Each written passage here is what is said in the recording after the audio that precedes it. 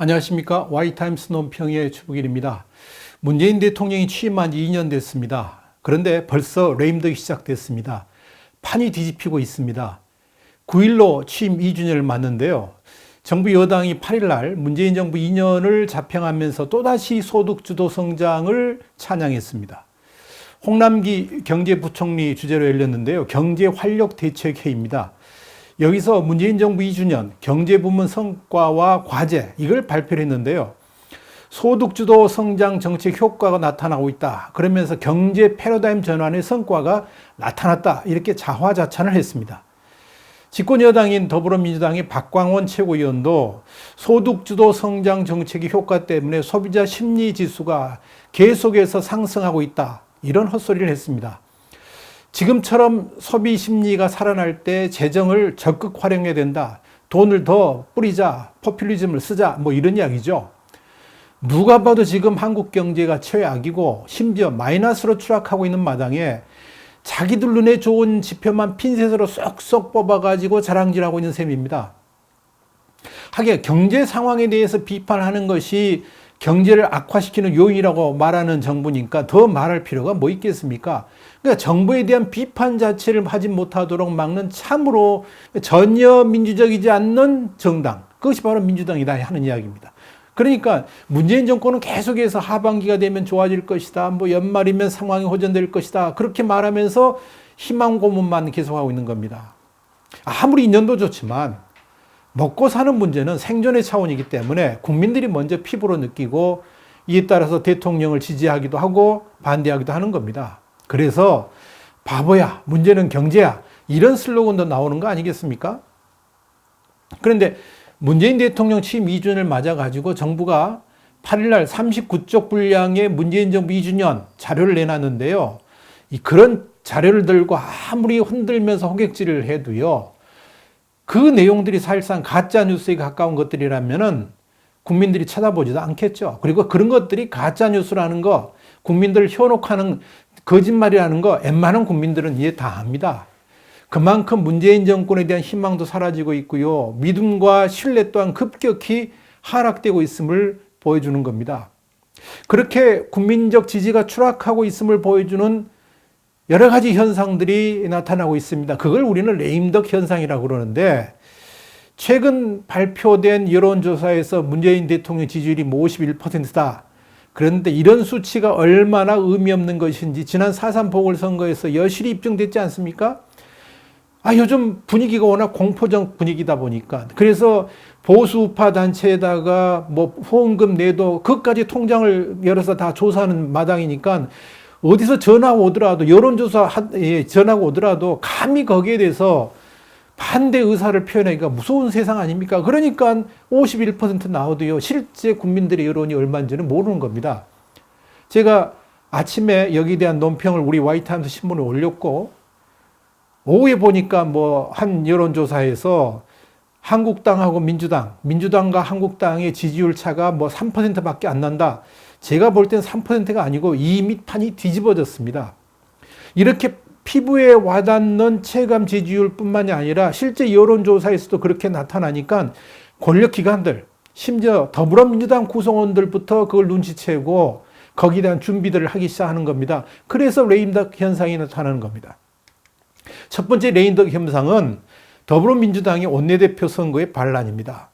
더불어민주당이 대통령 취임 2주년을 앞장서 홍보하고 자신감을 보이고 있습니다. 그래서 뭐 260석을 차지할 것이다. 이해창 민주당 대표가 그랬잖아요. 근데 사실은 그 사람들부터 내년에 국회의원 선거에 대해서 불안감을 느끼고 있음이 여실히 드러난 겁니다. 그들이 만약 문재인 정권에 특별히 문재인 대통령의 미래 가치에 대해서 자신감을 가지고 있다면 이번 원내대표 선거에서 당연히 이해찬 대표가 밀고 친문이 이렇게 지원을 하는 주류의 지원을 받는 김태년 의원이 당선돼야 마땅한 거 아닙니까? 근데 결과는 비주류인 이인영 의원의 당선으로 나타났습니다. 그것도 표 차이가요 76대 49 어마어마한 차이입니다. 이런 결과가 나온 것은 한마디로 1년 앞으로 다가온 총선에 대한 우려 때문에 그렇습니다. 다시 말해서 지금같이 문재인 청와대와 이해찬 당대표 시스템 좀 더 구체적으로 말하자면 현재의 국정, 정치 운영 방식으로는 내년 총선에서 당선이 힘들 수도 있다는 위기감이 지금 더불어민주당 내에 만연해 있기 때문에 이런 결과가 나온 겁니다. 그 사람들부터 51%라는 수치를 믿지 않습니다. 사실 국회의원들은요, 누가 대통령이 되는가 보다 더 중요한 게 뭐냐면 자신이 다음 선거에서 당선되느냐 안 되느냐 이겁니다. 자신의 정치 생명이 연장되지 못할 상황이 오면 대통령이 아니라 그 누가 뭐라 그러더라도요, 자신의 재선을 위해서 모든 걸 다 던지는 게 국회의원들의 속성입니다. 그런 위기감이 지금 민주당 내에 퍼져 있다는 겁니다. 문재인 이해찬의 시스템으로는 내년 총선을 제대로 치를 수가 없다. 그런 절박감이 이번 원내대표 선거에 표출된 겁니다. 민주당 이런 분위기는 이미 지난 4.3 선거를 기점으로 해서 확산됐습니다. 이번 4.3 선거가 보여준 의미가 굉장히 컸던 게 뭐냐면 이 지난 지방선거에서 보여줬던 민주당의 압승 현상이 이번 4.3 선거에서 완전히 실종됐다는 겁니다. 심지어 호남에서조차도 민주당 간판을 걸고 당선이 가능할 것인가 이런 의구심이 들기 시작을 했습니다. 여기에 경제 상황은 정부가 선전하는 것과는 달리 더욱더 악화의 길을 걷고 있죠. 여기에 전과의 보도처럼 써먹었던 남북관계도요, 다시 원점으로 해결했습니다. 그러니까 불안할 만도 하겠죠. 그런 관점에서 이번 이인영 원내대표의 당선이 상당한 의미를 우리에게 주는 겁니다. 이번 이인영 원내대표의 당선은 지난 박근혜 정권 때 2015년 새누리당 원내대표 경선이 있었는데 이때 비주류였던 유승민 의원이 당선됐습니다. 그때 분위기하고 너무너무 흡사합니다. 그리고 1년 뒤 총선에서 집권 여당이 어떻게 참패했는지 우리 다 기억하고 있습니다. 지금 그 데자뷰가 민주당에서 일어나고 있는 셈입니다. 레임덕이 거칠게 시작되었음을 보여주는 징표라 하는 이야기입니다. 두 번째 레임덕 현상은 검찰에서 일어나고 있습니다.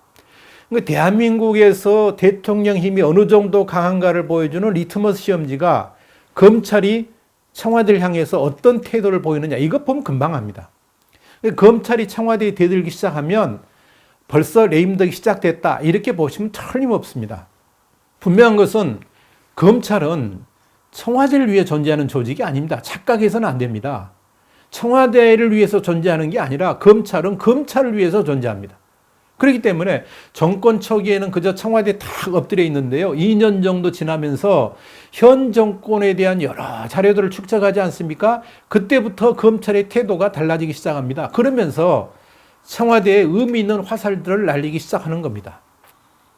그런데 한국당을 제외한 여야 4당이 공수처, 검경 수사권 조정 관련 법안, 그리고 선거법 개정안들을 패스트트랙에 올렸습니다. 그리고 사흘도 지나지 않아가지고 문무일 검찰총장이 강력하게 반기를 들고 나섰습니다. 특별히 공수처와 검경 수사권 조정 같은 문재인 대통령의 공약사항이고요. 강력한 시행 의지를 가지고 있는데 여기에 청와대의 조국 수석이 심혈을 기울여 실행하는 것인데 이를 검찰총장이 정면으로 거부한 겁니다. 검찰총장이 반기를 드니까 이제 대검찰청 검사들을 비롯해 가지고 여기저기서 현 정부에 대한 비판들이 이어나오고 있습니다. 여기에 여당 일부까지 반대하고 있습니다. 심지어 검찰총장이 해외 출장 일정을 단축해서 귀국하면서도 자신의 뜻을 굽히지 않고 있습니다. 아예 국민들을 상대로 내가 직접 설득하겠다라고 나섭니다. 이건 항명입니다. 그렇다고 물러설 뜻도 없습니다. 물러날 생각이 전혀 없습니다. 자를 테면 한번 잘라보라 이거죠. 지금 검찰의 유세가 대단합니다. 왜 이렇게 대단합니까? 그만큼 검찰이 힘이 있다는 이야기고 청와대는 점점점 그 힘이 사라지고 있다는 것을 의미하는 겁니다. 검찰이 청와대에서 그만큼 많은 자료들을 갖고 있다는 걸 의미하는 겁니다. 만약 청와대가 이번 사건을 계기로 검찰총장을 교체한다 그러면 그때부터 청와대하고 검찰의 관계는 파고로 가면서 현 정부에 대해서 검찰에 직접 칼날을 세울 수도 있을 겁니다.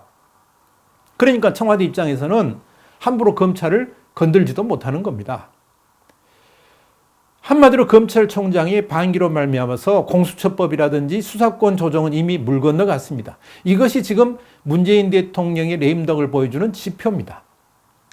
세 번째 레임덕 현상은 KBS 양승동 사장이 철퇴를 맞은 사건입니다. 문재인 대통령의 레임덕을 보여주는 세 번째 단서인데요. 이 KBS 양승동 사장이 근로기준법 위반 혐의로 검찰에 송치가 됐습니다. 그 검찰 송치를 어디서 했느냐? 고용노동부가 했습니다. 공영방송에 만들어진 이른바 적폐청산기구죠. 진실과 미래위원회가 법 위반이라는 겁니다. 아마 당연히 MBC에 대해서도 유사한 결과가 나올 걸로 보입니다. 문제는 이번 고용노동부의 판결이 인민재판식으로 진행되어 왔던 진실과 미래위원회 적폐청산기구인데요. 여기에 엄밀한 잣대를 적용하지 않게 되면은 법원이나 노동부 담당자들이 나중에 역풍을 맞을 수 있다는 우려가 강력하게 작용을 했기 때문에 KBS라는 거대 방송사의 사장을 법의 심판대에 올린 겁니다. 그동안 KBS가 공영방송 취지에 걸맞지 않게 일방적인 정부 편향 보도에 북한 편향 보도를 해왔었습니다. 여기에 사드 배치라든지 4대강이라든지 세월호 같은 지난 정부 시절 보도가 공정성을 잃었다 그러면서 이걸 담당했던 기자, PD 한 50여 명을 징계 대상으로 조사까지 했지 않습니까? 이런 홍위병식 경영이 이번에 철퇴를 맞은 겁니다. 요즘에는 공무원들도 더 이상 그 문재인 청와대 눈치 보지 않고 자신들의 안위를 스스로 지키겠다는 의지를 보이고 있다 그러잖아요. 그래서 요즘 공무원들은 상사가 무슨 불법적 지시를 하게 되면 다 녹음을 한다고 그렇지 않습니까? 공무원사에서도요, 신뢰는 다 사라졌습니다. 정권에 충성하다가 희생되는 사람들 여러 봤기 때문에 나타나는 현상일 겁니다. 중요한 것은 KBS 적폐청산 과정에 불법성이 있어가지고 법정에 서게 된다면 이미 정부 각 부처들한테 청와대가 뭘 만들라고 했습니까? 적폐청산위원회, 과거청산위원회를 만들어가지고 지금 이렇게 법의 심판대에 세우고 누구를 이렇게 인민재판하고 있는데 이런 것들이 다 KBS 사장같이 법의 심판대에 설 수 있다는 것을 의미하는 겁니다. 그런 의미에서 이번에 KBS 양승동 사장에 대한 법적 조치는 굉장히 중요한 분기점이 될 거라고 봅니다. 이렇게 분위기가 돌변하고 있는 겁니다. 그러니까 지금까지 각 부처에서 노란 완장, 빨간 완장을 차고 적폐청산위원회로서 공무원들을 이렇게 저렇게 칼질했던 분들 몸조심하시기 바랍니다. 네 번째 레임덕 현상은 4대강을 둘러싼 정부의 밀어붙이기도 스톱됐다는 겁니다. 문재인 정부가 지난 2년 동안 추진해왔죠. 4대강의 재자연화, 말은 참 좋습니다. 보해체 철거 사업 전면 중단될 위기에 빠졌습니다. 꼭 분위기는 내일이라도 볼을 다 허무를 것 같이 몰아붙였잖아요. 심지어 작년 말에 문재인 대통령까지 나서가지고 속도를 내달라 특별 지시까지 했던 사안입니다. 그런데 의외의 곳에서 암초를 만났습니다. 정부가 지난 2월 달에 조달청에 의뢰를 했는데요. 4대강 모처리 방안 세부 실행 계획, 이게 25억 원짜리 마스터 플랜 수립 용역입니다. 이 입찰을 했는데 공공기관을 포함해가지고 민간 회사들도 입찰을 다 거부했습니다. 아니 25억 원짜리를 왜 거부를 했을까요? 이유는 간단합니다. 지금 정부에서 하는 짓들이 이게 정상적인 일이 아니고 이게 전부 잘못된 거고 거짓 선동이라는 것을 전문가들은 금방 보면 압니다. 지금 정부에서 돈 얼마 벌자고 이 일을 했다가 다음 정권에서 어떤 철퇴를 맞을지도 모르는데 어떻게 그 돈 조금 벌자고 그 마스터 플랜 수립을 하는 용역을 받겠습니까? 안 합니다. 그 사람들 다 합니다. 지금 문재인 정부가 밀어붙이는 4대강 16개 보 철거 사업 얼마나 문제가 많은 것이고 해서는 안 될 일이라는 거 다 압니다. 그래서 이 대형 국가 프로젝트 용역을 맡으려고 하는 기관이나 회사가 전혀 없는 겁니다.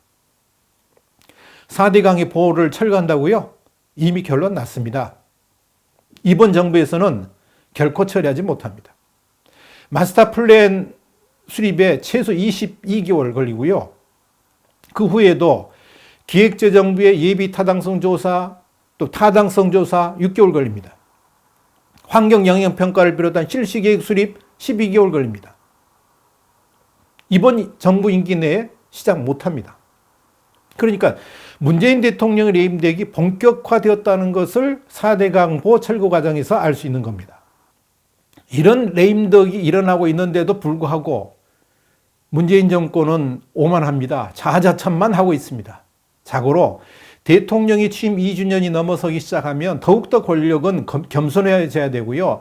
한 번 더 돌다리를 두들기면서 조심하면서 낮아지는 자세를 보여야 되는 겁니다. 그런데 중반기에 들어섰음에도 불구하고 오만한 권력들의 말로가 어땠는지 우리는 여러 번 목격을 해왔습니다. 그런데 문재인 정권은 2주년이 지났는데도 기세가 등등합니다. 아직도 적폐청산할 것들이 남아있다 그러고요. 야당과 협치도요. 아직은 때가 아니라 그럽니다. 오만함의 극치입니다. 이럴수록 레임덕은 더욱더 가속화될 수밖에 없습니다. 아마도 올 하반기에는 날개 없이 추락하는 문재인 정권을 보게 될지도 모릅니다.